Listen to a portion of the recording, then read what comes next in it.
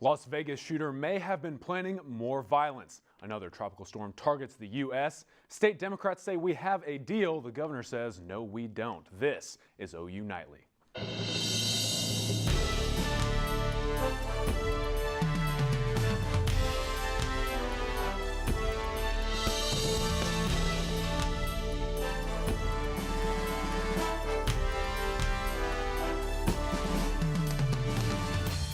All 58 victims of the Vegas shooting have been identified and their families have been notified. A family information center is set up to help families obtain death certificates and arrange transportation services. That's right, Collin. But meanwhile, the White House is still hesitant to label the Las Vegas shooting massacre as a case of domestic terrorism. White House Press Secretary Sarah Sanders says it is something for law enforcement to define and identify. Now for more on what Stephen Paddock had planned, we join Luke Hall in the News Center. Luke. Collin, over 1,600 rounds of ammunition and 50 pounds of explosives were found in the Las Vegas gunman's car.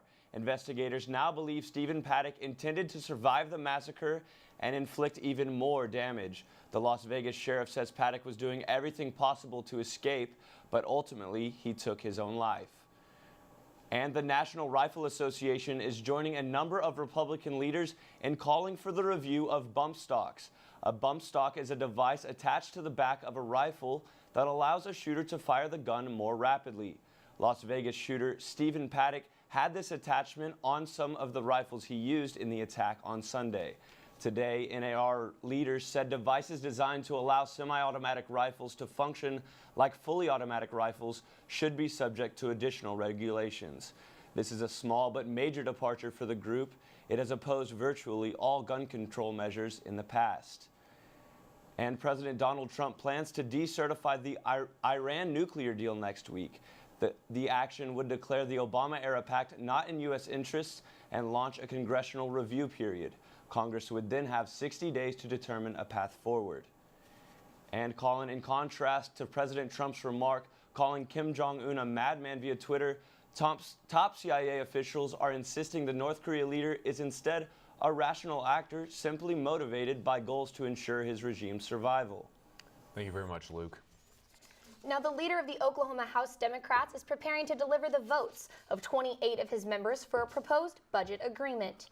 Any tax increase needs at least 76 votes in the House, and Republicans have 72 members. An agreement has been made that would have $1.50 cigarette tax, 6-cent per gallon gas and oil increase, elimination on wind sales tax exemption, service taxes. Government has agreed to a 5% GPT on new wells, income tax cuts for high-income earners. Governor Mary Fallin, within the last hour, has said there is no budget agreement, only consensus on common goals. Now, meanwhile, Governor Mary Fallin also named Dana Keene as the new judge on the Oklahoma Court of Criminal Appeals. Keene served as a judge in Tulsa County for 11 years and will fill the vacancy left by former Judge Clancy Smith. Fallin still has a space to fill after the retirement of Judge Arlene Johnson. The Court of Criminal Appeals is the highest court in the state within jurisdiction in criminal cases.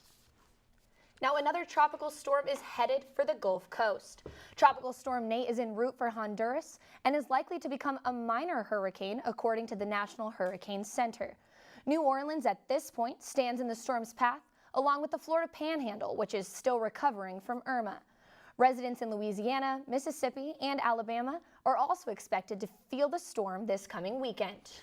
Jaycie, it was storming all day yesterday. Roads were flooded everywhere. Exactly. Are we going to see more of that rain, Trey? Well, we will see some more rain coming up in the next few days, but here we're going to talk about Tropical Storm Nate. It has developed and is currently situated over eastern Mexico. Now, this will move up into the Gulf and make landfall near New Orleans come Sunday morning as a Category 1 hurricane currently forecasted. Fast forward even further, it will continue to move off to the northeast and eventually move off the east coast. Now, we've gotten a tremendous amount of rain in some parts of the state over the past 48 hours. 4 inches in Tulsa, 2.8 in Oklahoma City, 2.4 in Norman. Unfortunately, southeastern Oklahoma missed out on that rainfall. Now, here's what's happened over the past 6 hours. A big shield of rain over northwestern Oklahoma. And this line of thunderstorms to the southwest, if it can hold together, will move into the metro area and affect Norman later today. Our weather headlines for our area: 2 2 cold fronts in store for this weekend and next week. Possible severe weather tomorrow and cooler temperatures. I'll have all of that coming up in Maine weather. Back to you guys at the desk. Well, I know I'm definitely looking forward to that cooler weather. Absolutely. Good to see some 60s coming up. Awesome. Well, thank you, Trey. Now, 2 teenagers have been taken into custody or questioning in relation to the murder of an 18-year-old in Oklahoma.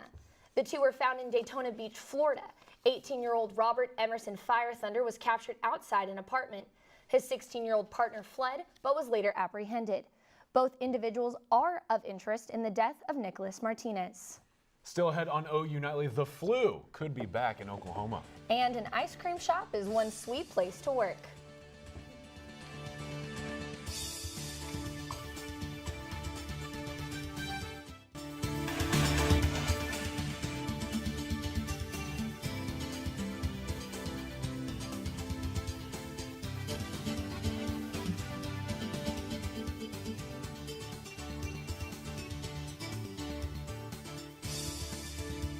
Welcome back. The Justice Department announced grants this week for 15 Oklahoma tribes. The tribes will split $18 million. This money will go towards various programs such as those that deal with substance abuse, violence against women, and community policing.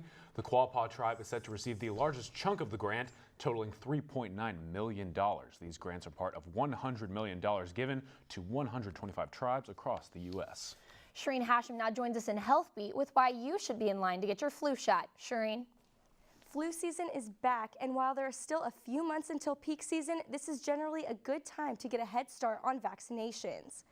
Many people believe getting the flu shot can directly give them the flu, but that's not true, nor is advocating the shot because you've never had the flu before. Everyone is susceptible to the disease, especially children and the elderly, but there are certain protections they can take. They have a higher dose for them that's recommended, so they should do that and just be, just kind of conscious about, where you are and your good hygienes. If you're out and about in a busy place, make sure you're, washing your hands and just practicing really good hygiene. Goddard Health Center does not currently offer flu shots, but will beginning next week. Anyone with a student ID can walk in, no appointment necessary, and get a flu shot. Oklahoma health officials say a wild bat found at the Oklahoma City Zoo tested positive for rabies. Health investigators are looking for anyone who may have come in contact with the animal for a rabies assessment.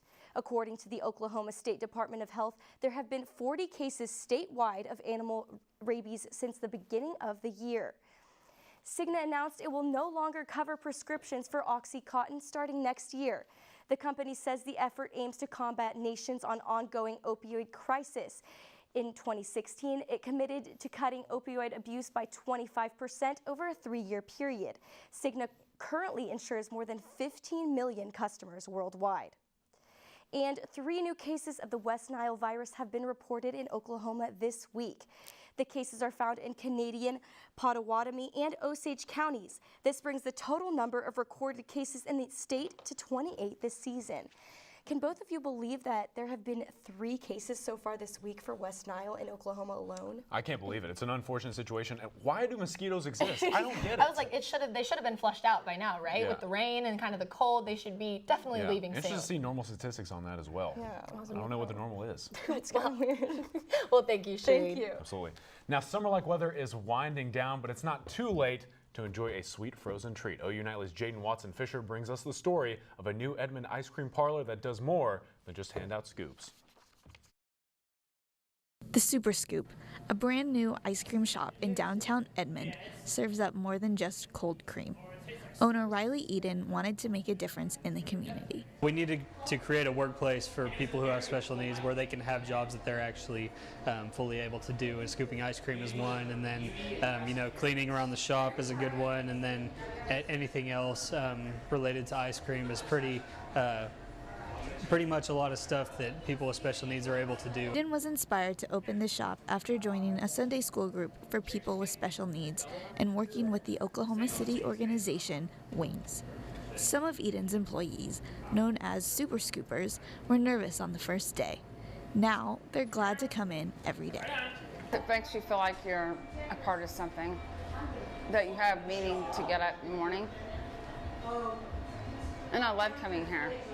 So people here are so nice. Other shops around the country have similar goals, but Eden said the Super Scoop is just as special as the people he works with. Creating jobs and making sure that they are able to eventually work independently.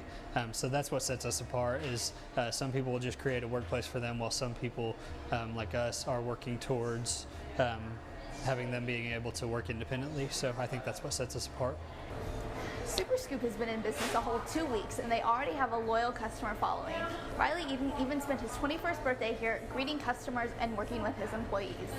Eden didn't think the shop would take off like it has and hopes the interest continues through the summer and beyond. Jaden Watson-Fisher, OU Nightly. Eden runs the store with his family while finishing his public relations degree at OU. Say, I've actually been to the Super Scoop, and I know Riley. He's the sweetest kid. Very nice. Love ice cream. Good spot. Well, still ahead on OU Nightly, the Sooner volleyball team turned things around last night. They did, and some cool temps could be headed our way. Right, Trey? That's right. We had a lot of rainfall yesterday, and we have more on the way. We may actually have some tonight. Storms to the southwest. I'll have more on that in Maine weather.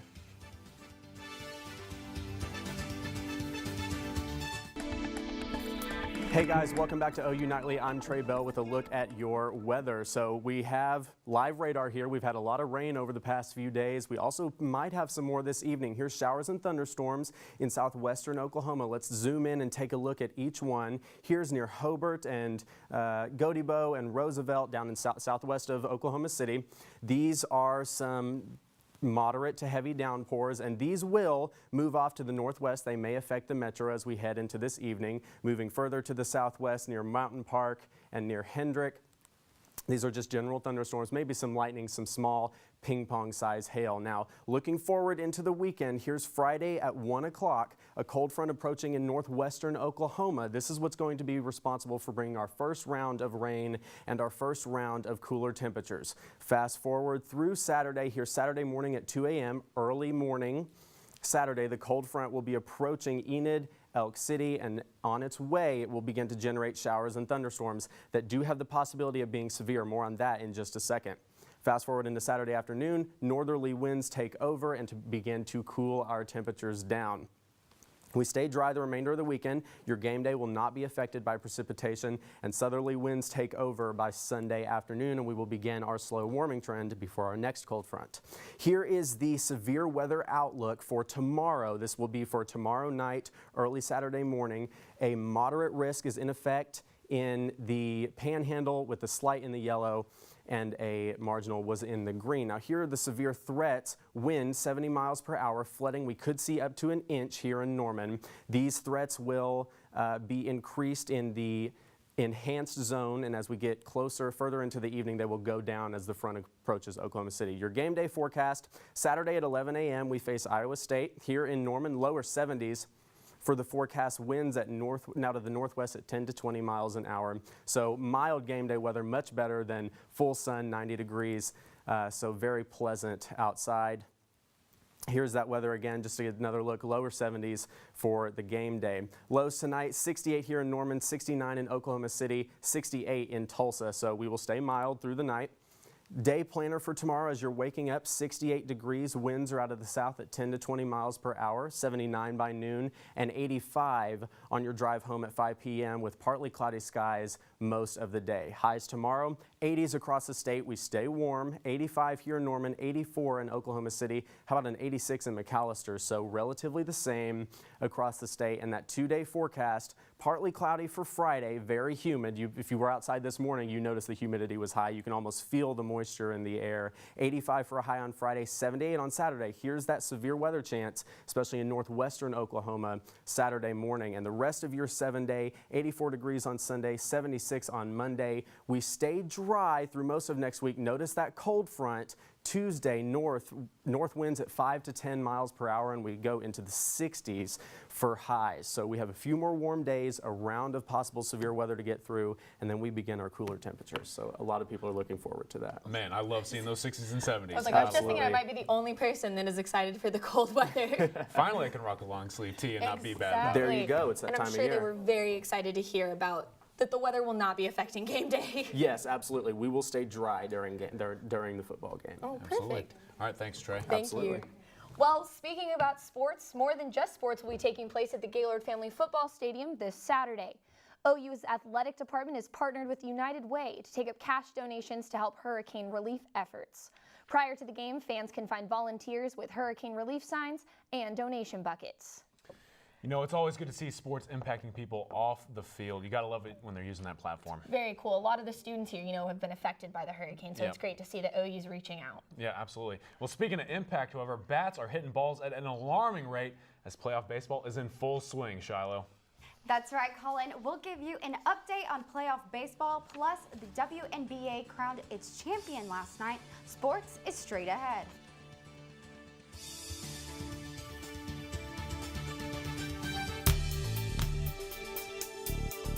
Welcome back. After a long bye week, the Sooners are getting ready for their matchup against the Iowa State Cyclones. The guy to watch out for is Dimitri Flowers. Consistently, Flowers has left his mark on the Cyclones.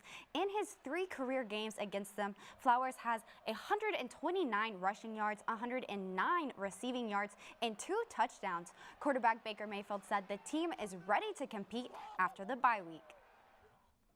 We're going to get everybody's best shot, but especially against a team like that, they're going to be physical. And so I think it's a good game for us coming after a bye week, realizing that you got to get back into it right away or else this team's going to hit you in the mouth. And Sooner volleyball has had a rough past 8 games, all losses, some worse than others. But last night, the ladies said no more and took Texas Tech to the cleaners with a clean sweep. Next on the court, the Sooners take on Kansas. I don't know about you guys, but I think it's time for a winning streak. And the Arizona Diamondbacks started strong and finished strong in the NL wildcard game last night. Paul Goldschmidt got the ball rolling, more like flying for the Diamondbacks with a 384-foot homer to rack up 3 in the first inning. The Colorado Rockies tried to tie it up in the 7th, but was unable to surpass the Diamondbacks as they just continued to score runs through the 7th, 8th, and the 9th. Next, Arizona takes on the LA Dodgers Friday. And as for playoff games taking place today, we have 2 very exciting matchups. First, the New York Yankees take on the Cleveland Indians.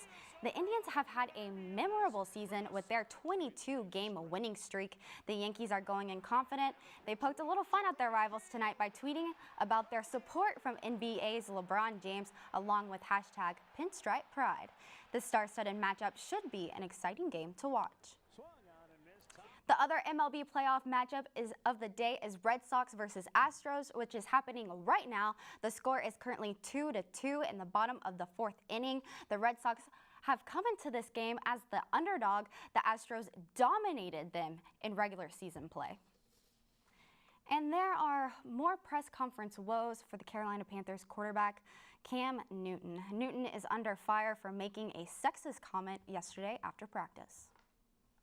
I know you take a lot of pride in seeing your receivers play well. Devin Funchess has seemed to really embrace the physicality of his routes and getting those extra yards. Does that give you a little bit of an enjoyment to see him kind of truck sticking people out there? It's funny to hear a female talk about routes. Like, it's funny. But, and in response to Newton's comments, the yogurt company Dannon has dropped them as a sponsor. And Thursday night football kicks back up tonight with the New England Patriots against the Tampa Bay Buccaneers. The last 4 games for the Pats have shown some defense issues. If holes in the D-line open up, the Buccaneers could take tonight's game from the reigning champions. That game takes place tonight at 7:25. After a hard loss last year, the Minnesota Lynx added a 4th WNBA championship to their record books. Defeating the LA Sparks was no easy task. Going into the 5th game, it was a winner-take-all, tied up 2-2, and Lynx took it. Maya Moore led the Lynx with 18 points as the Lynx won their 2nd title in 3 years. Really impressive stuff, That's guys. very impressive. Actually, that game generated more viewership than it has since 2003. You know, that's good. Those women work really hard, and they're excellent at their craft. Good to see them getting the recognition that they deserve. I was going to say, I wonder what sparked the interest this year. Yeah. Well, thank you, Shiloh. Very nice. Well, still to come on OU Nightly, a furry friend is caught in a sticky situation. Stay with us.